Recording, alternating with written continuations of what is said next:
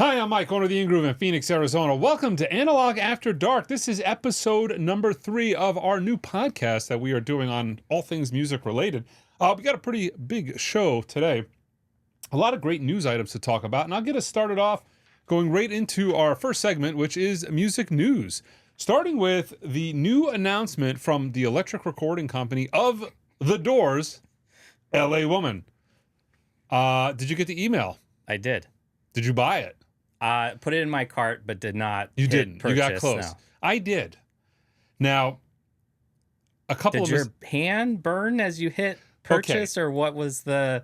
Where was your headspace at? For those of you new to the podcast, or to the channel, let me give you a little background of ERC. Electric Recording Company makes very high-end boutique audiophile reissues. Typically 300-400 of them. Is that? I think it's like 345. 345 right now, but I think it's kind of fluctuated, but in that 300 to 400 range. I myself have been somewhat critical of them in the past because I've really felt that the quality didn't live up to the price tag.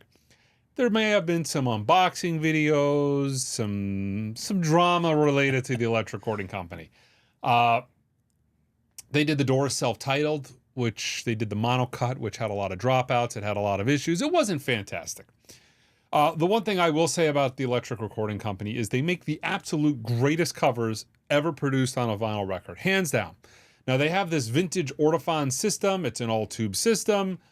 You're getting what you get with that system as far as mastering goes, and I think that system is really good and fantastic when it comes to classical, but not so much when it comes to a lot of rock records. So I've been critical. No EQing. It's what's on the tape is what you're getting. I think they do a little bit of mastering. Do they EQ? I don't think they do anything. No EQ. Well, maybe that's part of just the problem because a lot of records need EQ, and that's what the mastering engineer is for. Yeah. There's a reason why your Bernie Grundman and Kevin Gray records and your Ryan K. Smith records sound so great. It's not because they have the special magical master tape being transferred over to them and then cut from. It's because they're good mastering engineers and they've got good systems. So I don't think the Esposito name at the Electric Recording Company is a well-loved name, needless to say. Face on a dartboard, maybe. Face on a dartboard, like that, maybe like a little voodoo doll. Maybe it's that type of thing. Anyways, they announced that they're doing my favorite record of all time. So I had to buy it. I have to do an unboxing. I have to do a review on it. It's my favorite record of all time. So you sent me the message, hey, look what's coming. And I ordered it. But normally I would order it to a random address under a random name. Unfortunately, this was auto-filled and it's coming directly to me. Is it coming to the shop or is it coming to you? It's not coming, that there's a difference, it's but coming still, to, it's coming to me. Okay. Yeah.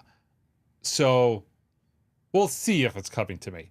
There's a very high probability that they look at this and they're like, yeah, I don't think so. And it never gets mailed. If the package smells funny or something like that, just maybe leave it on the porch. Don't open it. You leave it on the porch in July. Yeah. Which was a mistake on my part because that's not what I meant to do. But one way or another, look, I'm going to get the record.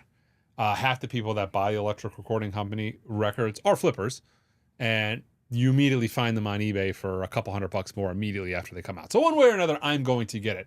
But I will say, out of all the records I have listened to from the Electric Recording Company, I actually think this has the highest probability of being the best. Why do you ask? Well, because I sat in on the mastering session for the Rhino Hi-Fi version of this, and one of the things I noticed right away is there was very little EQing actually done to this. The tape itself sounds so fantastic. Very, very, very little was done. Maybe, a dB of volume here, volume matching, stuff of that nature. But there wasn't anything wild that Kevin needed to do. And I remember him in that mastering session making comment of that, how great that tape sounded.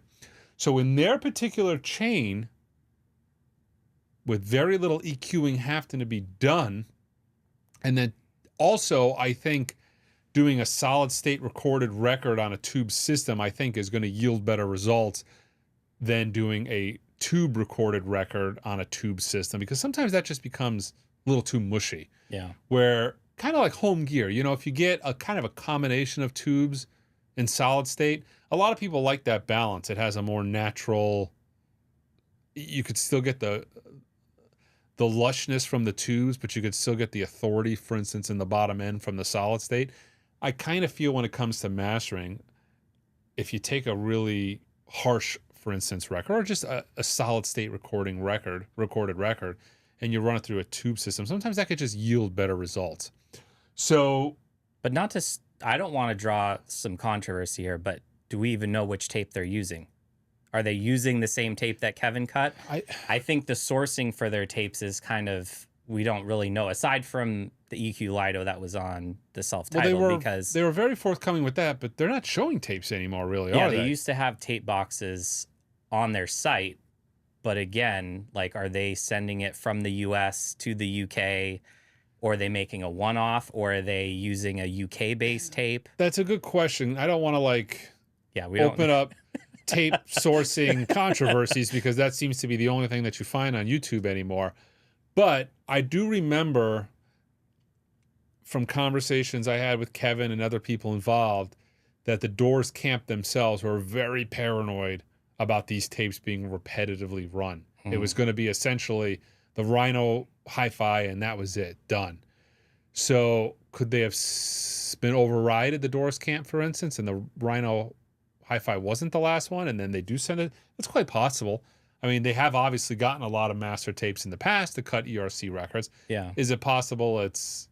This one, though, didn't get dropped on the Doors site. It was only on the ERC site, I believe. So it wasn't as big of a... I think they did more copies for the self-titled Did they say that this... Yeah, because the self-titled was on the Doors website. Did they say that this was going to be from the master tape? That's the thing. Remember? I have to go back and look at the verbiage for it. I mean, usually they're saying master tape, but are they saying original master tape?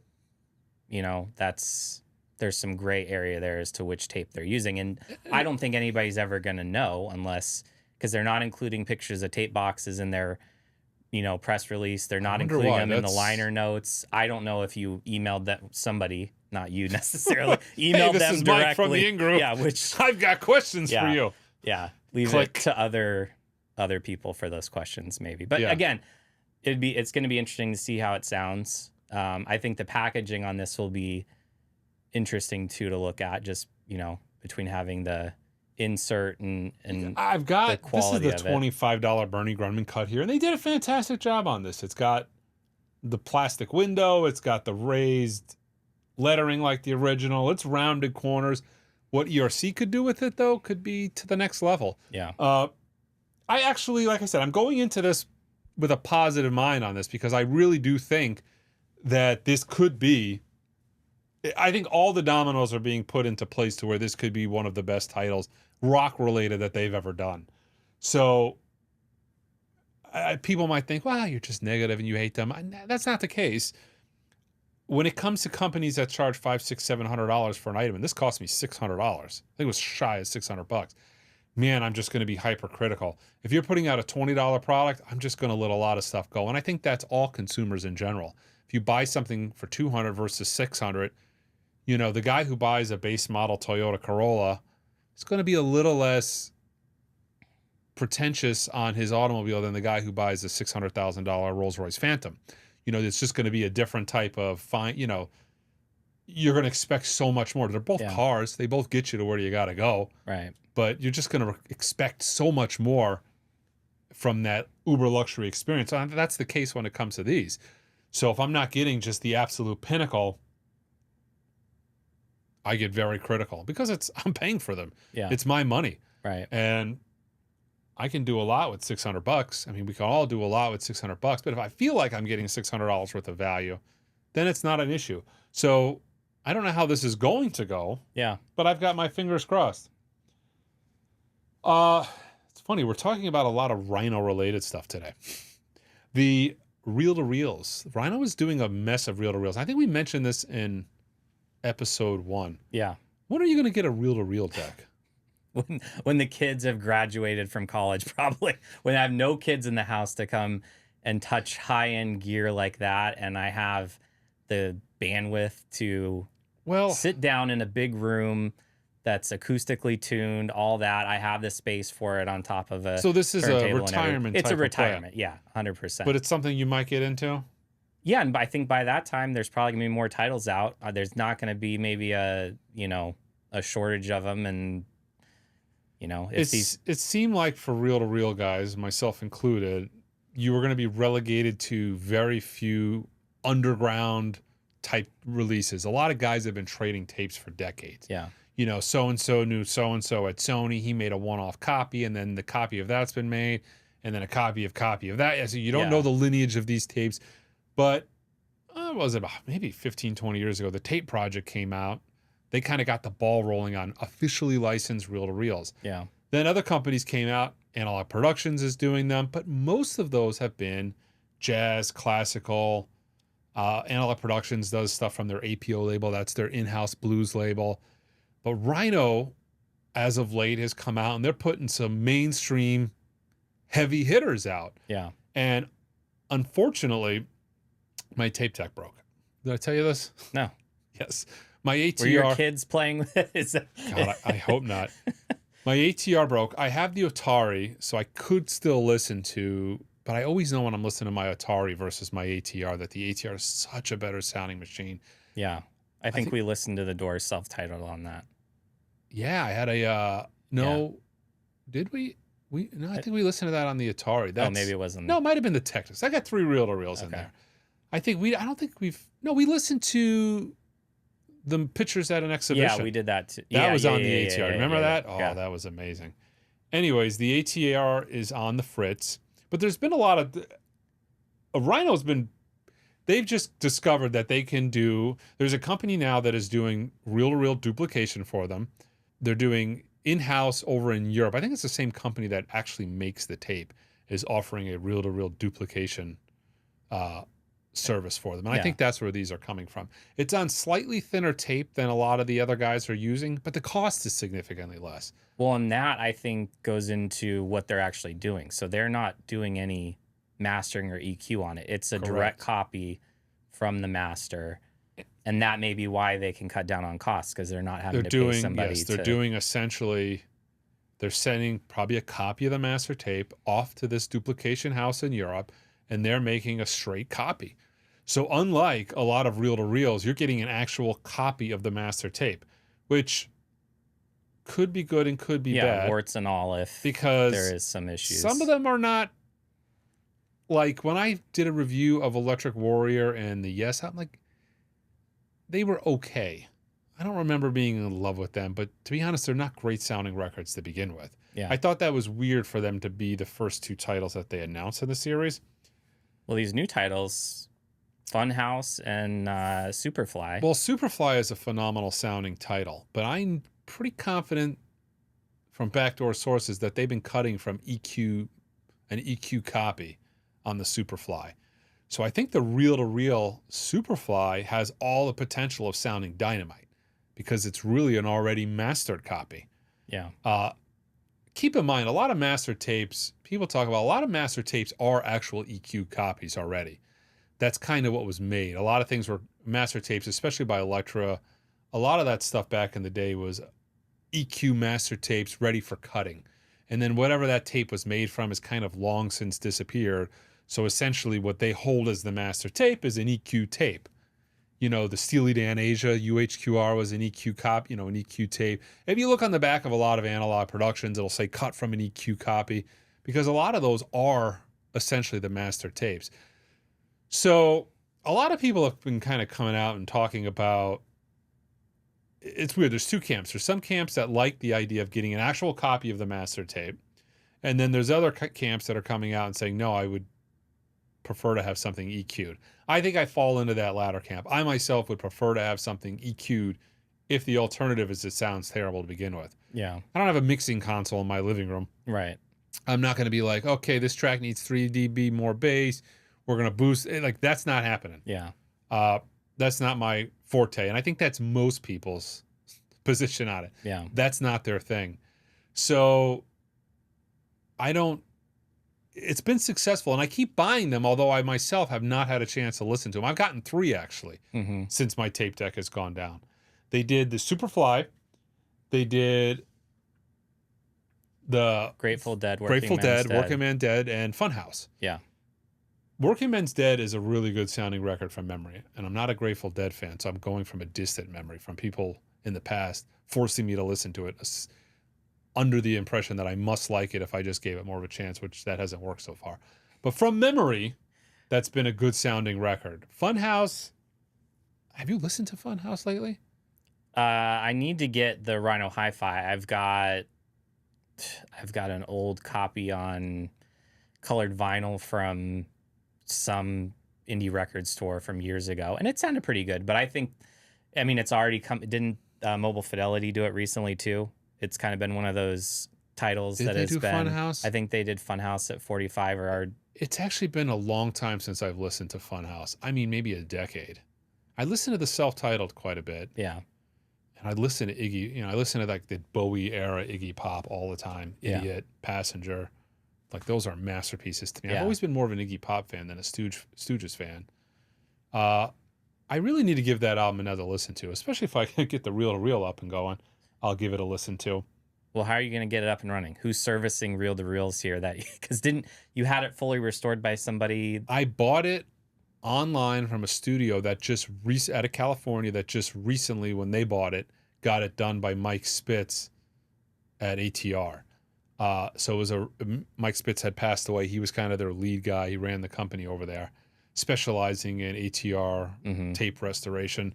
And then they also have a division that handles tape manufacturing, ATR Magnetics.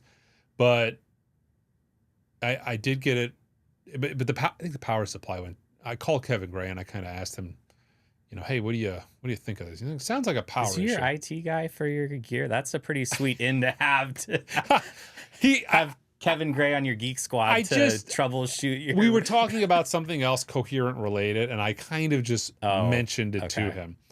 And I wasn't just on Saturday afternoon, hey, Kevin, I need some technical assistance. I'm trying to spin a reel-to-reel, and he kind of gave me some... The problem is there's just nobody out here in Phoenix that could really... So it's going to have to be probably crated up. I need to get... I've tried calling ATR a few times via phone. Haven't been able to get a hold of them. I need to email them. Yeah. There's places out. There's J-Quarter. There's companies that specialize in reel-to-reel. Kevin doesn't want to service it for you. He could too. That's the thing. He built all of his own electronics. Yeah. One of the reasons Coherent sounds so damn good is because he's been in there monkeying and, I think this needs an improvement. Let's change these caps. Right. Whatever he's doing. Right. For instance, it's an all Class A powered setup. He's built things specific to that. His gear is so finely tuned. That's one of the reasons it sounds so damn great. Yeah. Like when I said I was sitting in on the mastering of LA Woman, he did very little. Most of what you're hearing there is not the magic of Kevin Gray, the mastering engineer. It was the magic of Kevin Gray, the electronics engineer, who built the system to allow it to sound that good. Yeah. It's not something that gets talked about very much online, but a huge amount of what you're hearing on Kevin Gray's mastering is that system he built. So he could do it, but, he's so busy. He is busy, yeah. He's pumping out 47 different lacquers a day, apparently, because it seems like that's the case, because every week I'm the new Kevin Gray, new Kevin Gray, new Kevin Gray. It is kind of comical. I make a point of mentioning every time he does master something, but between Rhino, he's doing analog production stuff, he's doing other squirrely labels, he's doing Blue Note Classics, Blue Note Tone Poets. These labels need all the craft stuff. Yeah, these labels need to get on board and use it like the Blue Note Classics or the Tone Poets, where they put on their Kevin Gray mastering, because I feel like... Well, they were doing the craft a few of them where they actually mentioned it was a Kevin Gray mastering, and it turned out not to be. Matt Luthens was the one who cut it. And I remember that was a little bit of an issue for a while because, people see Kevin Gray on the hype sticker. They expect it in the Dead Wax. Yeah. But, yeah. I'm just thinking of Kevin. I'm just having flashbacks of when I was on the Dead Wax. Yeah, I was going to say, you're going to open up that ERC, and sorry, going to knock 2 points off of it for Dead Wax. Everybody could take what I have to say about the upcoming ERC with a grain of salt. I don't know. But I'm going to do it. I'm going to review it anyways. Okay, so up next, we'll talk about this week. Mobile Fidelity announced that they are recalling the Van Halen 1984 SACD. And I got to say, I shed a tear. Not because I'm a huge Van Halen fan, although I think that would be my favorite album. And not because I'm an SACD fan. I have an SACD player, but I'll never listen to that on SACD. I cried a little tear because that is the oldest pre-order in my system at the store. That pre-order is actually so old, it actually is from the original store. I want to say 5 years it's been in the system. Oh, yeah, because they released everything, the one-step line and the SACD line all at the same time. So I can go back 100,000 orders, and that SACD is still in the system. So one of my great joys of the year was going to be getting that out of the system and having the email stopped. Unfortunately, that was not meant to be. It's being recalled. And it's being recalled not for really a reason other than people didn't like it, which I think is kind of cool. A lot of companies, if you don't like it, too bad. Like, that's what it is. You're SOL. It's what you're getting. But there's been a couple of instances where Mobile Fidelity has done fixes. They did it with Brothers in Arms. There was a couple of skips on Walk of Life because it was cut so hot that a lot of systems couldn't track it. So there's two cuts. There's the wimpy cut for the guys whose system couldn't track it, and then there's the beefy cut for those athletic tone arms that could do all the tracking. So is the beefy cut the new Robert Ludwig version? It is. It's going to start. A lot of people don't talk about it, but there is a Ludwig equivalent of the Dire Straits Brothers in Arms. And then there's the wimpy cut where they kind of cut it back. So everybody, but that's exactly the same kind of concept. They were having skipping issues, so they recut it. Tango in the Night was the other one. Tango in the Night, I think, was a mistake. I don't think, wasn't that just a straight mistake? I think they used the wrong. I mean, they got all the way out to the stores. But I think from memory, I want to say that was an EQing issue. That was a mistake. It wasn't meant to go out. Maybe they grabbed the wrong lacquer at RTI, pressed it with the, I don't know, the wrong stamper, I should say. Right. I don't remember off the top of my head what was wrong with that. But Brothers in Arms, in this, their statement essentially says, I'm going to paraphrase this, but essentially, let's see. They are addressing requests for enhanced low-end punch and bass definition. In response, MoFi is remastering the title to offer an alternative version with a more robust low-end profile. And they're giving out, if you bought it in the past, you're getting a free disc. But they didn't actually send this out to any stores yet. So although I have 1984 on the way, and I'm hoping to get it this upcoming week, it's already in transit, the one-step, most people bought that one-step with the SACD. So is it going to be in your system for another 8 to 10 weeks? Well, to they get said them at the same time. Yeah, they're saying 8 to 10 weeks. But God Almighty, that seems maybe 8 to 10 weeks if they put a rush on it. I hope, but thinking to myself, oh God, yeah. But it is nice that they're addressing it. There's been other instances where, like for instance, Pretzel Logic, the analog, was it Pretzel Logic that had the issues with the brick walling? That got a lot of blowback in the community. And I mean, that's just kind of, it is what it was. And I get it. Cutting a record is significant. Recutting a record is so much more difficult than recutting an SACD. But it is kind of unique that MoFi has gone now twice from memory, maybe 3 times, depending on how the issue was with the Tango in the Night. And they're addressing it. So, yeah. So if you're watching this and you ordered 1984 and you're wondering where your SACD is, you don't have to email me. We've addressed it. But I'll still get emails. Yeah. 100%. Have to set up a separate inbox for it. 1984 at theingroove.com. Where is my 1984 at theingroove.com? Go ahead and email your inquiries. Where is my 1984 at theingroove.com? That email box doesn't exist, so I don't have to answer those emails. Well, now you don't need to get the emails from the people getting it saying there's no bass or there's no... You know what? That would have been an even worse situation. Yeah. This record sucks. I want to send it back. Yeah. How does that happen, though? Like, I don't know. Like, are they pushing back and saying, what are you playing it on? What's your setup like? Just in most cases, yeah, you don't know. Like, they just released it and they got a bunch of blowback, and they're recutting it. But like, how does it pass? I don't know. I was going to say, is there any sort of like, what are the screening issues, like the screening steps? So when I visited Mobile Fidelity, I remember the first thing I saw when I walked in, you have like a little, I walked in, Krieg was off to the left. It's a small little office. It's a small little facility in a business center. And I remember walking in, I want to say Rob was off to the right in like a workbench. There's a bunch of like electronics equipment, and he's cutting brie, crackers, and grapes off to my right. John Wood, who's the VP, has a desk straight ahead, and he's doing like QC testing. You know, he's got him a little set of headphones, headphone amp, an ultra deck, and like a studio phono, and he's QCing these records. And then I remember Krieg was off to the left, and like another, like a spot where they can repair stuff.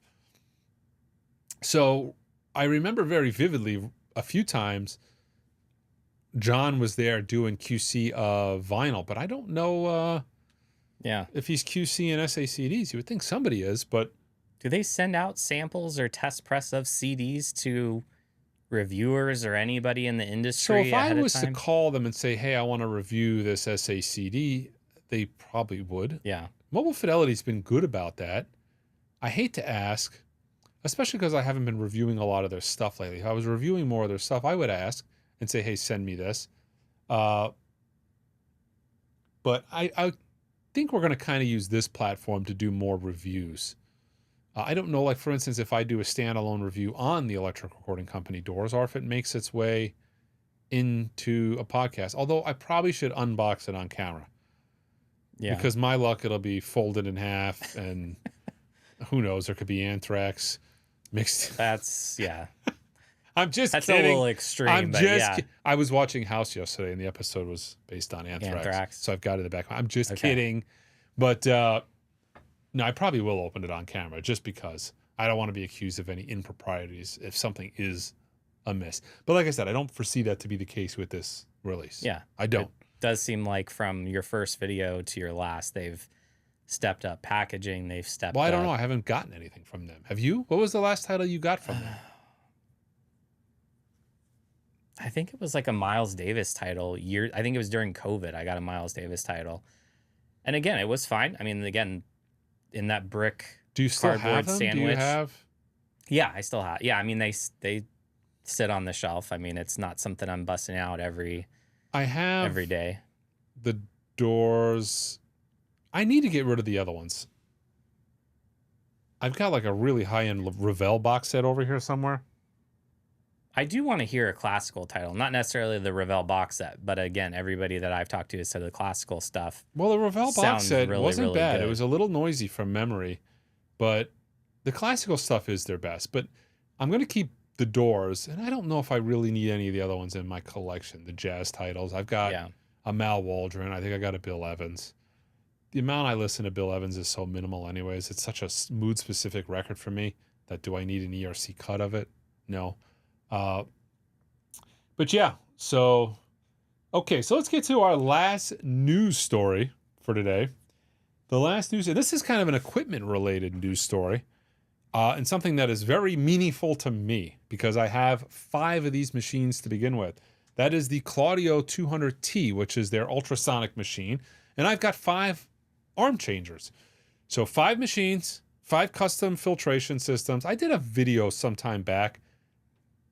It's the setup I had years ago. It's a much more advanced, more robust system now. But they have announced that they are doing a new 200U is the model. Now, the big upgrade with the 200U is it is a multi-size machine. You can put a 7-inch, it auto detects and cleans. You can put a 10-inch or you can put a 12-inch, and then they make an automated arm for this. This is magical. Yeah. So the way I have to clean records at this point in time now is they have little adapter rings, and it is a nightmare putting a 7-inch. So I don't even offer 7-inch or 10-inch cleanings for people anymore because it's a nightmare. I have this service on the website. If you buy a record from us, we will ultrasonically clean it for $8. If it's defective, I swap it out. And also, if it needs to be flattened, I'll flatten it. Or if it's damaged, I'll swap it out. You know, you're getting a perfect record, essentially, or as close to perfect as you can get a vinyl record when you subscribe to the service. But I don't do 7 and 10 inches because they're so time consuming. It's not just something I don't offer. But this new machine is coming out. Now, the price, hold your breath. It's not cheap. Although the other one's not cheap either. That's true. The other machine's $6,500. This is $7,000. $500 for auto detection. Well worth it. Yeah. And I want to say the previous arm loading mechanism was maybe $3,300. This one's going to be $3,700. So this machine is like a no-brainer. Yeah. I already have 5 machines. I'll probably swap one out for the new machine, just so I have one machine off on the side I can do 7 and 10 inches with. But for me as a store, this is going to be a game changer. And I think, to be honest, for a collector with a machine, it's a game changer too. Yeah. Because of the fact you can put 7s, 10s. Most people don't need the arm. Right. But just being able to put something in the machine and go with it. Yeah. I mean, I've got the degritter. What's your process with the degritter? I mean, you can get the adapters that Humming Guru sells for cheaper than the degritter adapters for the 10 Is that and what you 7 have? inch.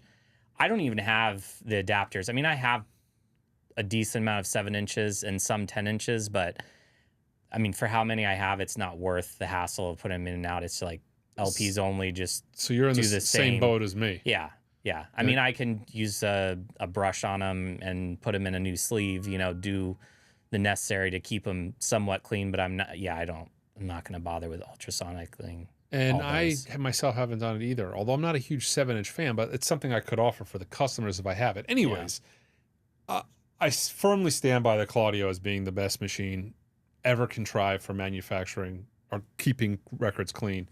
How's the reliability been from the original 200 model to the T with the plastic gears versus the belts? So I've had one machine that was nothing but the bane of my existence, and that was the first machine I got because it wasn't catching the record and the records wouldn't spin. So when I first started switching over, I'm like, oh my God, what did I do?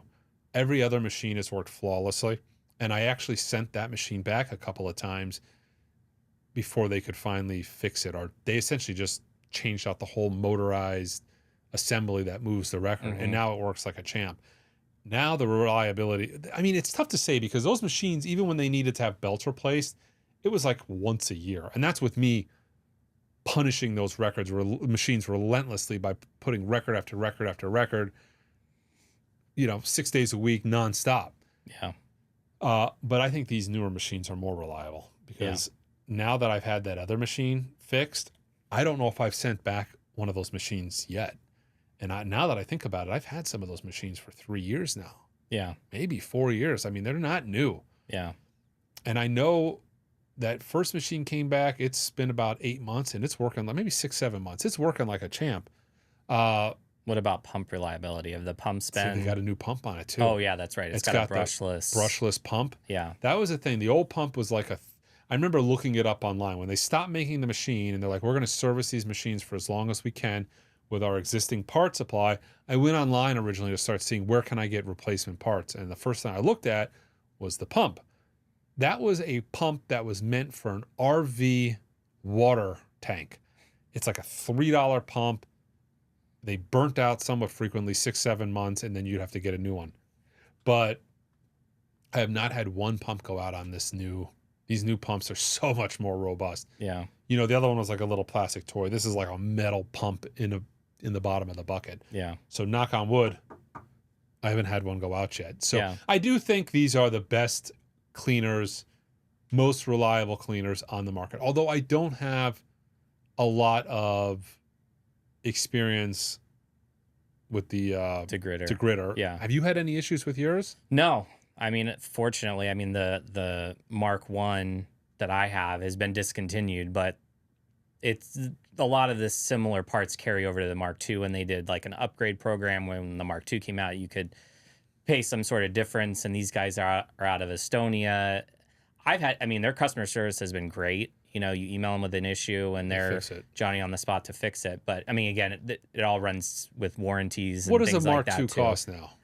I want to say it's like $3,200, right around there. I mean, So- it's like having these different stages, because what a Humming Guru right now is $600 or $700 for the newest one, and then I mean, there's other brands that have come in since, but I feel like it's really the Humming Guru, the Degritter, and then the Claudio are like those the are the three three main machines big now. ones. Yeah. The audio desk, you don't really hear much about that anymore. That's kind of gone away. Yeah. But you're right. It's those three The machines. Kermis is still out there, but I think that's more like a do-it-yourself Yeah. ultrasonic in a tub. right. It's for a fully automated machine Yeah. that pumps the water, cleans the record, drains the water, dries the record. It's those three. I think those are the three that people are associating with ultrasonic cleaning. And I want to say it's the Claudio, like I said, it's the best machine, but it's also twice the price. Right. And I feel like I for mean- home use, the Degritter does a good job. It's got a small footprint. You don't have a That's the external tank Yeah. on it. It's not as loud. I mean, it does put out a good amount of noise, but it's not like you're That gonna is the need- thing with the Claudio. It's one of those machines that is built for just maximum punishment, but are you ever going to benefit from that? Right. Most people aren't cleaning records nonstop all day, every day for years. Yeah. But yeah. All right, let's move on. This is the Talk Music segment where we talk about Music. music. The first subject is, okay, go ahead, everybody, right now. Go ahead and start toasting me in the comments, because this is the most hated topic in all of the vinyl community. The most hated topic. I always get massive quantities of hate in the comment section. What do you guys think it is? Anybody? Our audio quality on the podcast. That is slabbed graded records. So I sent a few things off to AMG, who is pretty much the main guys now slabbing records. And I slabbed a couple of records that I have no intention of ever opening. That was a Sex Pistols. Never mind the bollocks. Here's the Sex Pistols. And, I've got 50 copies of this record. Like, I have no intent. This is a first. Well, how do they label it?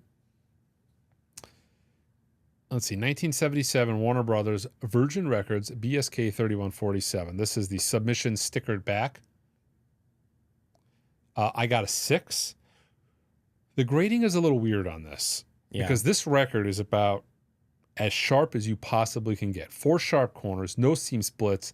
The shrink is beautiful in every aspect. The only thing that is wrong with this record is the shrink is torn here. I don't know if you guys can see that on camera. And it got a 6. That to me is a little bit mind-boggling on that grade. I don't really understand. Do they put like a grade mine scale on their website on what indicates? I don't think so, no. I mean, it's like Now- a roll of the dice, I guess. I got another one here I did, which came out a 7, but also to me doesn't make much sense. Again, these are records. The only records I think that need to be graded are records that you're just not going to open. Like this. This is an original 1967 Satanic Majesty's Request, still sealed with the lenticular cover. There's no reason to open this up. I've got plenty of copies of this. It's a $35 record. Now, this came back a 7. This is a punched record, meaning it was a cutout. It has the hole on the bottom right. The shrink on this is sharp. The corners are not super crisp, but they're pretty damn nice. Overall, I don't know. This is a 7. I guess I can get behind that as a 7, but that doesn't make any sense to me as a 6. I just wanted to try it out. I've been talking about this for years. I've often said that I didn't think this was the future of grading. Yeah. Or vinyl was grading, because when it comes to collectibles, we all know that you take a collectible, you take a game, and then eventually the investors come in. And right now we're in a world of alternative assets being so popular and people just looking for other places to park money. Yeah. You've got $20 million Pokemon cards being sold, multi-million-dollar Magic cards being sold. There's a plethora of sports cards now that are multi-million dollars, 10 million, 20 million, 50 million, not just one. Growing up, I remember there was a $1 million sports card, and that was the Honus Wagner T206. There was one. That was the $1 million card. Nothing else came close. Now I can go to Walmart, buy a pack of cards, and pop $1 million card out of it. It's like nothing. You know, the latest Superfractor from some Superfractor, for you record guys, are 101s from Topps. I think Topps has the trademark on Superfractor. Yeah, I think there are some Superfractors for other brands companies, are calling them. yeah. So maybe it's not a trademark name. I mean, yesterday I was online and I saw a PSA graded and slabbed original Super Mario Brothers, or a Mario Brothers, the very first one on the original Nintendo. PSA graded video game, yeah. For in the original box, Nintendo. 9.3, I think, sold for $3.2 million. I always think of this, and I think it's a slap in the face of us record collectors. Mario Brothers, how much did you say? I think it was 3.2 million that it sold for. Ringo Starr's copy of the White Album, what was it, number 1? Number 4? I think he had number 1. In that top, yeah. And that was like $900,000. This is insanity to me. Yeah. This is Ringo Starr's personally owned copy of the White Album, 0000001. $900,000. Like, that is the ultimate slap in the face to record collectors. Like, and music in general. Mm-hmm. Like, I feel like music should have more significance. And I know everybody's watching this, so like, no, music's meant to be listened to. Yeah, there's so many ways to listen to it. Right. You can have your cake and eat it too. We can have super high dollar collectible records while simultaneously having stuff you can listen to. Right. You know, you can go get I haven't even listened to the Rhino Reserve, a Rhino Hi-Fi of the Sex Pistols, but I can go get a Sex Pistols cut by Kevin Gray from tape. I can go buy a sealed copy. I have no idea what this is worth. It's probably not a ton, but why is a sealed copy of this and any grade, 6, 7, 8, 9, 10? I'm sure, I don't know what that's worth. It could be $300-$400 maybe, but this is such an iconic album. There's so few of these things rolling around out there sealed. Mm-hmm.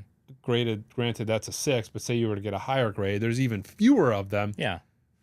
But think about video games as similar to music. Video games are meant to be played. Music's meant to be listened to. So I feel like, again, bridging the gap, though, with the people that collect vinyl and, listen coins to it. are meant to be spent, and stamps are meant to be mailed, and comic books are meant to be read. They're grading all of these things. They're all worth gazillions of dollars, except for music.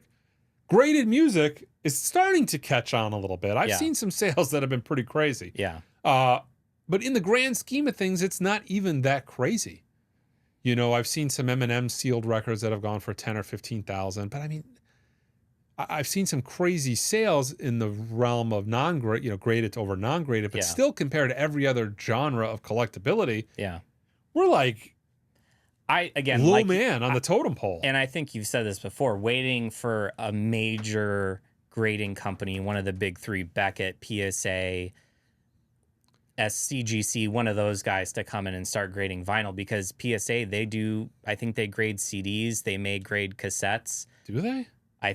They maybe not cassettes, but I think I've seen them grade CDs and encapsulating them and giving them a grade. But it's like vinyl, you would think is got to be the next thing. But they also have a 14 million card backlog right now. The chances of them picking for sports cards and TCG. So the idea they're trying to scale. The idea of them pulling in, and they're doing comic books now. Yeah, it's just. Not everything. So people are watching that are leaving the comments. Not everything needs to be graded. Yeah. You don't need to grade a lot of just random run-of-the-mill open records. Right. I think when it comes to records and grading, you're typically grading things that you're not going to play.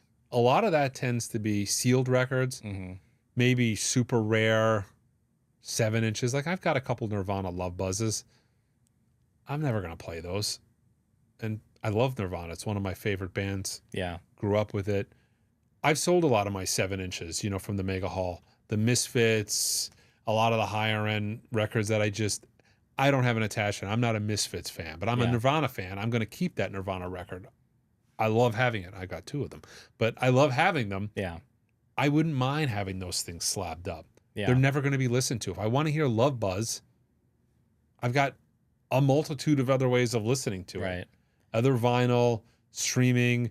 7 inches are a pain in the ass anyways. I don't want to be listening to 7 inches, a little tiny record, got to put it, I don't have the patience for it. I don't have the desire to listen to it. So that's like, stuff like that is a perfect candidate to have graded. There's no reason to grade, a lot of rando records. So it's not like there's going to be a ton of stuff being pulled off the market to be graded. I'm referring to grading as far as these choice pieces, sealed records. I think I showed it on a stream not too long ago, but I bought a Velvet Underground sealed Nico, with the peel off banana. Like, I'm not going to open that. Yeah. Like, there's no chance of me opening that. It's worth, I think I paid $3,000 for it. It's a third. It's not even, it's the torso, airbrushed over torso, the third pressing essentially. I've got no intention of opening that. First of all, I've got this many Velvet Undergrounds, but sealed, it's $3,000 I paid for it, but open, it's like, it's still probably $500-$600 in that condition, maybe $1,000, but at the very least, I'm going to lose 2/3 of my money.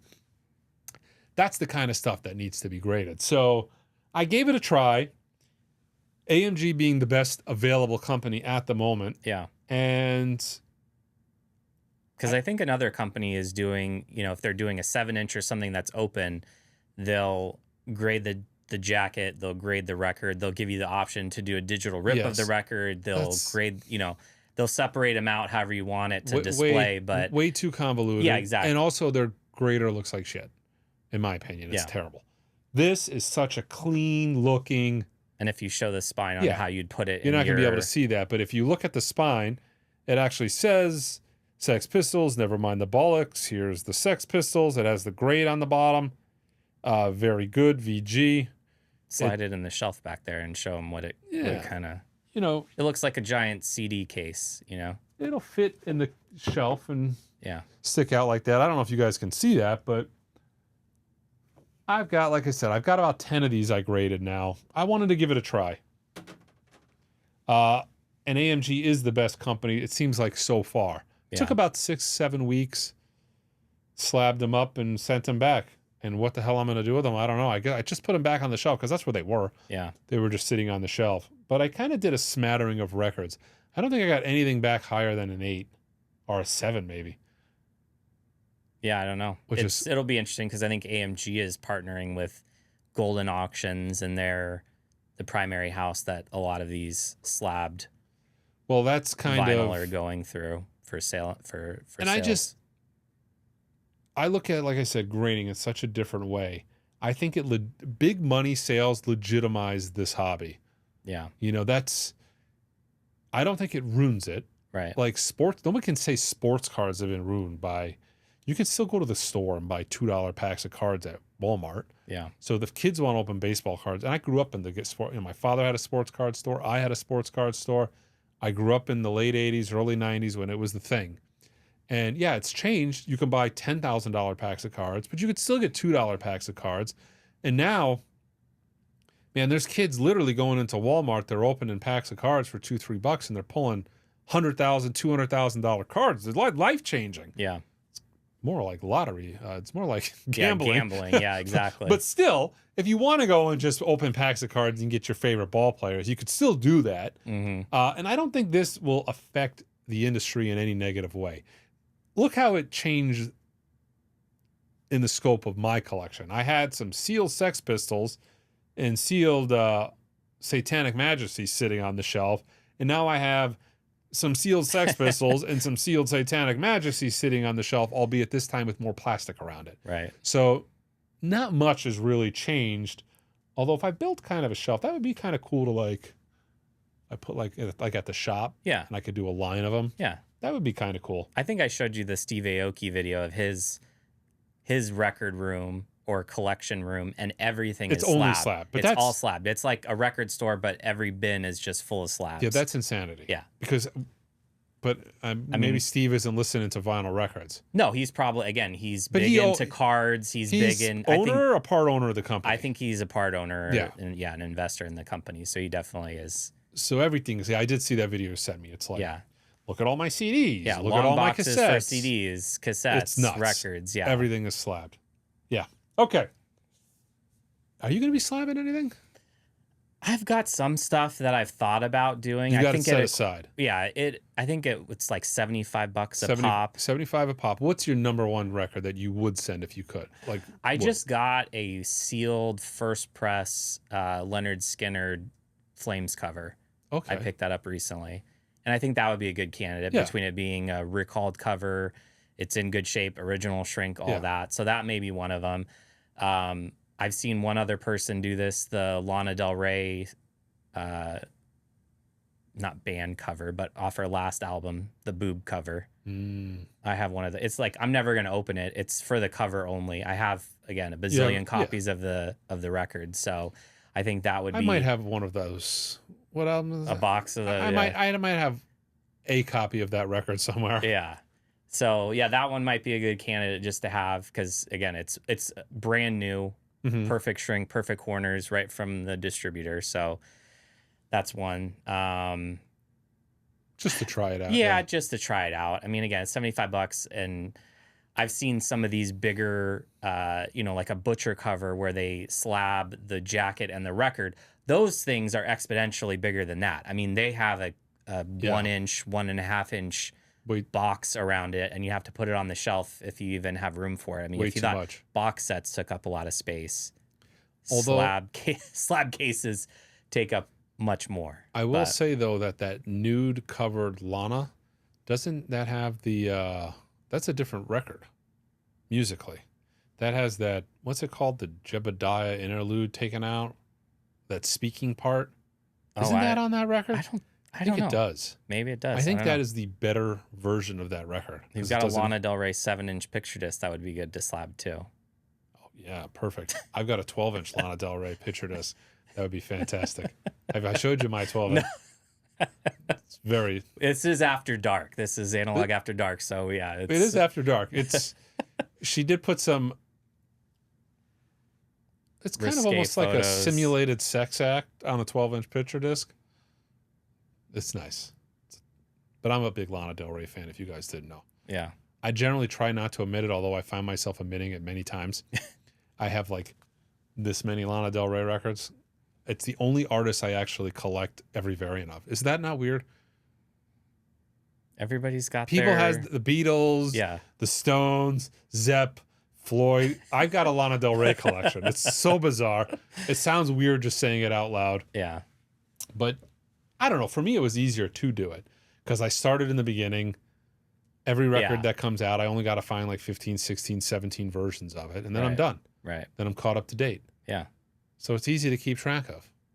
But it's probably a lot of records that you're not ever playing and you're keeping sealed. You know, you've got play copies. Exactly. So perfect. But I do open my play copy. Yeah. Yeah. Anyways, graded records. Go ahead and leave your negative comments below.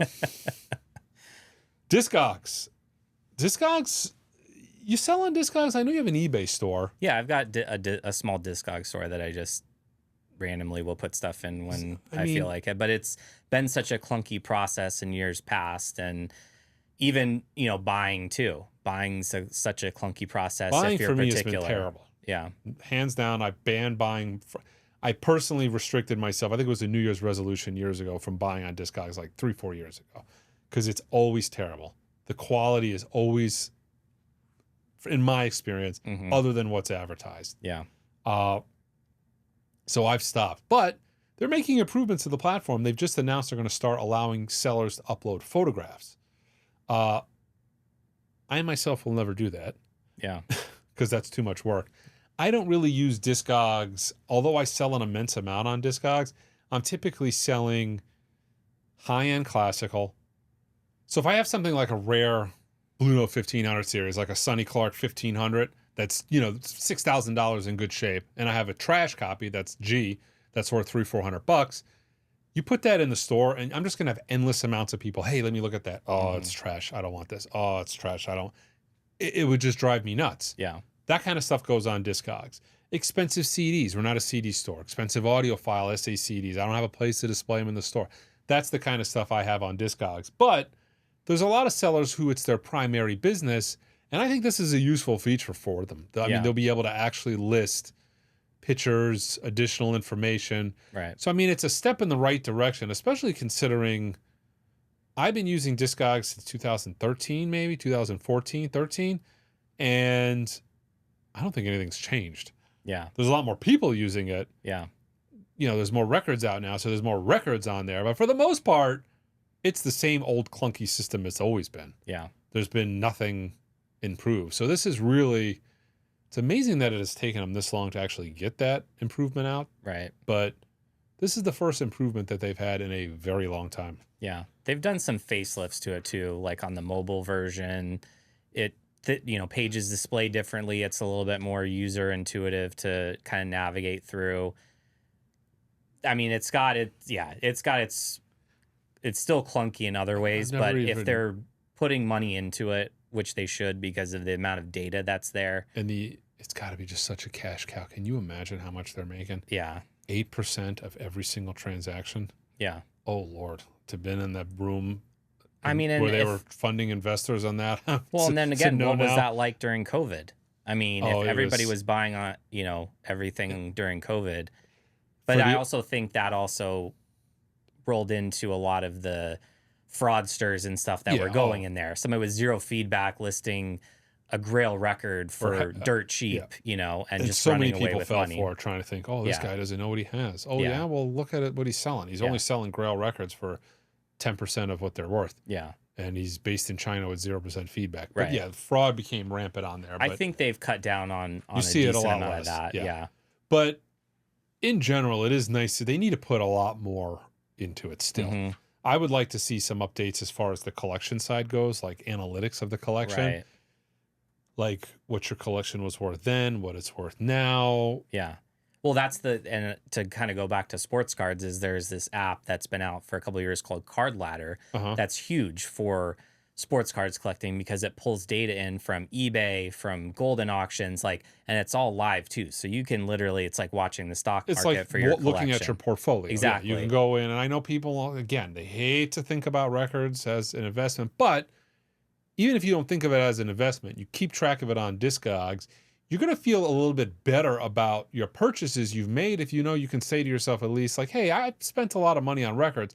I love them and I enjoy them. And while simultaneously doing all those things, I haven't lost any money. Right. So I'm getting a free hobby, or I've made money. That's even better. Right. So you're getting to enjoy the hobby, going out record shopping, buying records, and then you're getting rewarded simultaneously and being able to see that. Right. And Card Ladder, I have it myself. I get an email every single day that says your collection has gone up $14.17, or it's gone down $8. Essentially, because you can put in there what you paid for it. Yeah. You can put in condition, you can put all that. And the fact that it pulls in from other sources other than one place, which Discogs is only pulling in data from their site.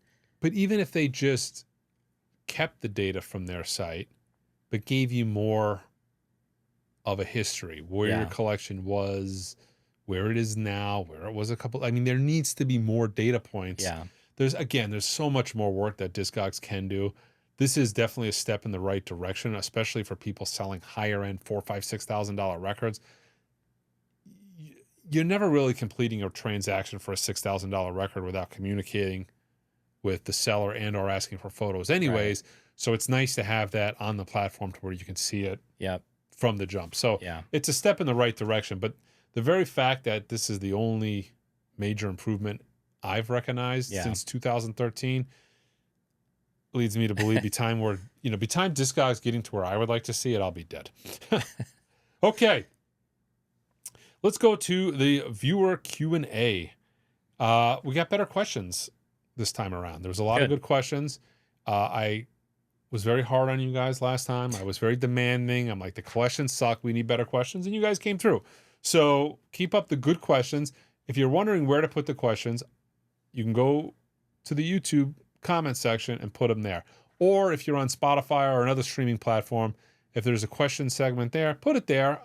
I'm still discovering podcasts and where to find things, but I did find the Spotify comment section. So yeah, maybe if there's other comment sections, I will discover it. But YouTube right now is the best place. Okay. From Diesel65. Your comments regarding reclaimed vinyl releases increasing Do you think that's the result of the oil crisis due to the war, or will quality and 180 grams, 200 grams slowly be phased out, similar to the 70s oil crisis? No. I think there's a lot of combinations going on here. So a lot of companies that are offering these bio vinyls and eco vinyls are now starting to simultaneously introduce high quality records.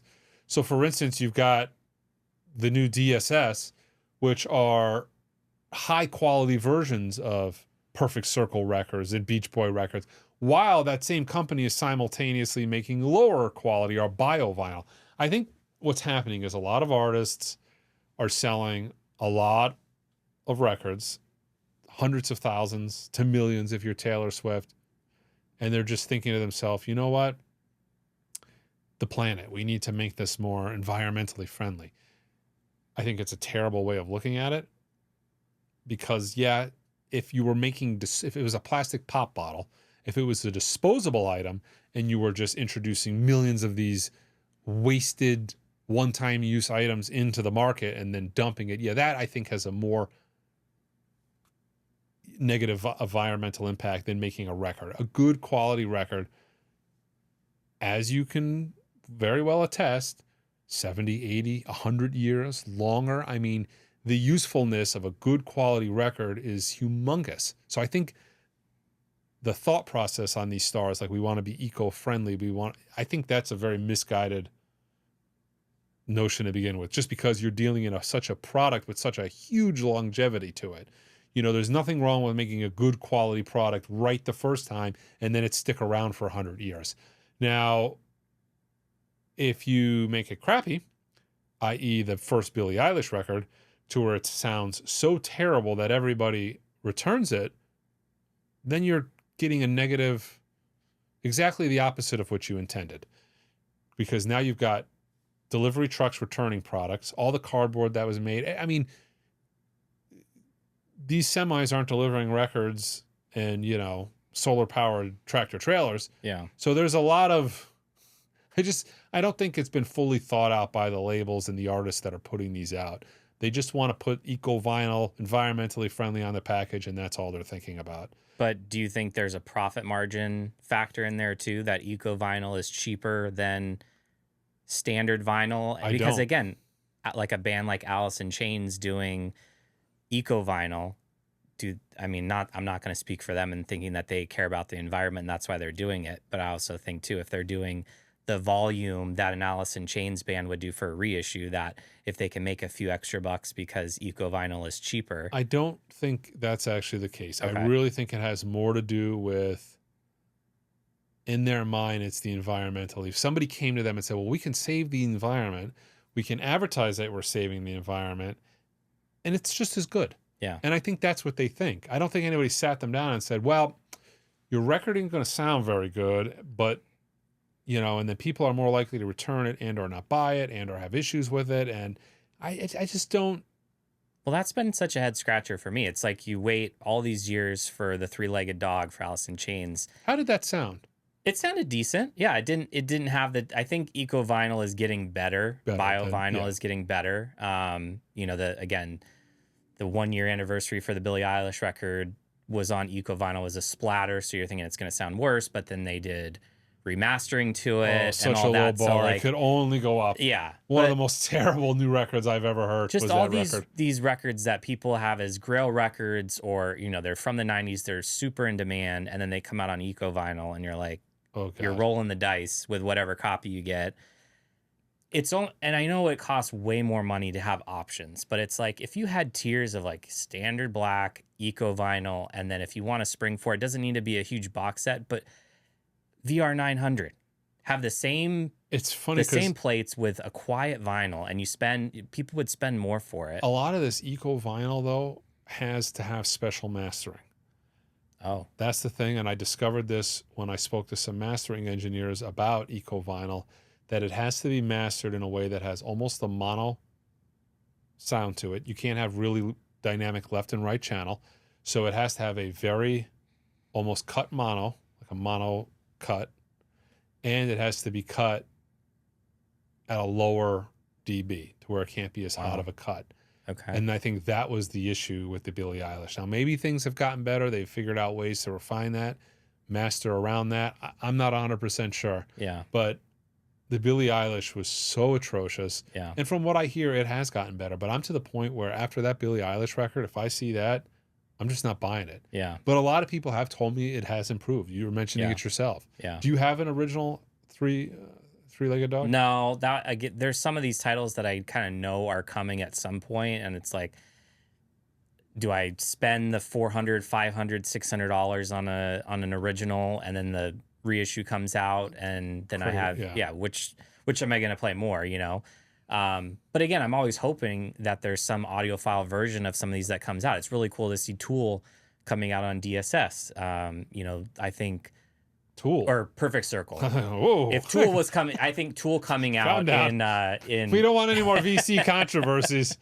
I think Tool again, you know, coming out in an audiophile format. I mean, did Classic Records did it. You know, there's metal. I'm leaning parts that might be available to it. The more time goes on, getting off subject here, I might talk about this another time. I think that was a boot, but I think that's a different subject for a different time. But I don't think that was ever even slated to be an official release. I think that was a boot, but that's just me speculating. Yeah. Okay, next question.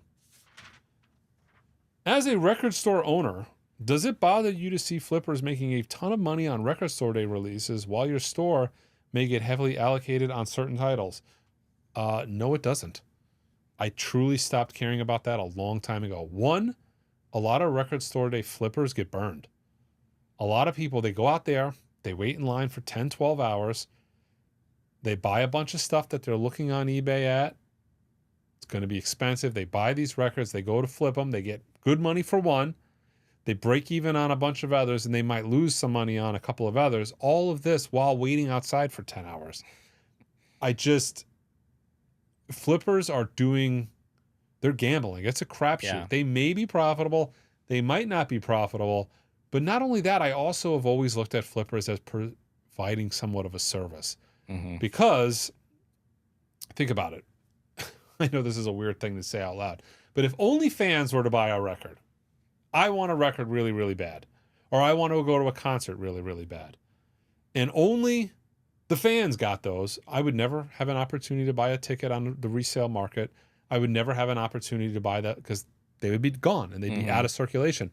Record flippers in general, kind of, albeit for a higher price, they make it obtainable to where then it becomes, well, do I want it? Is it worth this amount of money to me? Yeah. If it's worth that amount of money to me, I'll buy it. And then they've essentially provided a service. Mm-hmm. But if if everything gets gobbled up and taken out of the market, I'm screwed. Yeah. I remember I wanted to go see Marilyn Manson about 4 years ago at the Van Buren. And there wasn't one ticket available on the resale market. I was just like, this is unbelievable. Damn it. I wanted to see it. I've always bought tickets on the secondary market. There wasn't a one available. And it's like at a moment like that, I'm thinking to myself, and it was one of those things too. I was married to Angel at the time. And I'm like, we're going to buy tickets on the secondary market. We don't have to worry about them. We don't have to buy them now. And she's like, are you sure? Are you sure? I'm like, don't worry. And then it came around. Never had a problem with any. Never had a problem in the past. Then it comes around and I couldn't get the tickets. And the amount of fighting I had to do with her. I was thinking to myself, please, I need a flipper. I need a flipper. Yeah. It wasn't worth it. Yeah. So there's times where it comes in handy. Yeah. Now you're a big flipper.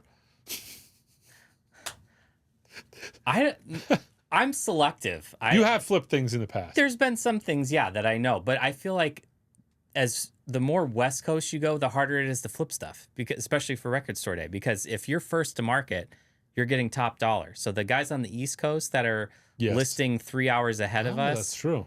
They're cornering the market right there. And then as you get further into it's kind of a futile effort at that point.